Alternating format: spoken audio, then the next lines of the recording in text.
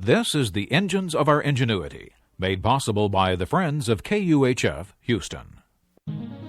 Today, a story about three very different women.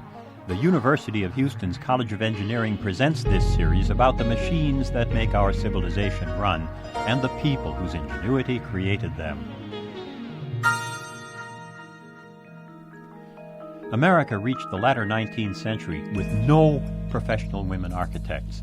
So historian Madeline Stern goes looking for the first ones. She finds three, and their stories are not alike. First, Harriet Irwin, upper-crust child of antebellum North Carolina aristocracy.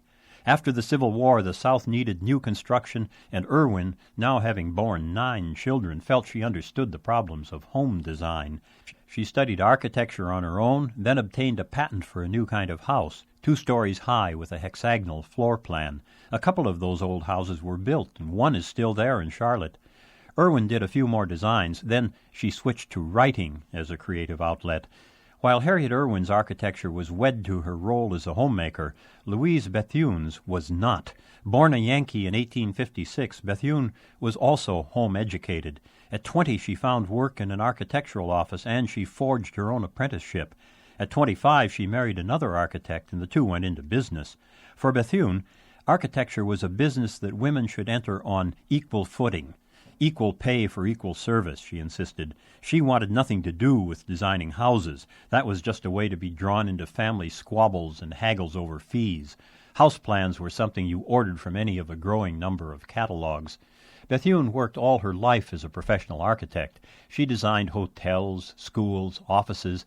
Then an event linked Irwin, Bethune, and a third woman who we'll meet in a moment. Organizers of the 1893 Chicago Exposition announced a competition for the design of a women's building. It was budgeted at $3 million in today's dollars, and all entrants were to be women architects. Bethune was horrified. The idea that women should compete for the privilege of designing a building free of charge offended everything she stood for. Besides, women should cooperate, not compete. The other problem was the tiny pool of qualified applicants. Only a dozen entries came in. The winner was 21-year-old Sophie Hayden, an MIT graduate and America's first college-trained architect. Her design was derivative with nice classical grace. It got pretty good reviews, but the overall stress drove Hayden into a nervous breakdown. She designed only one more building. Bethune's objections seemed to be validated. Harriet Irwin didn't enter the competition either, but she was represented at the fair. She sent one of her novels for display in the women's building. Only Bethune stayed in architecture, and you might feel that she established women's place in the profession. But Irwin and Hayden also made huge strides toward validating women as architects. This once male field couldn't have been cracked by just one woman, or by just 3. It took many women and many individual talents to bring about real change.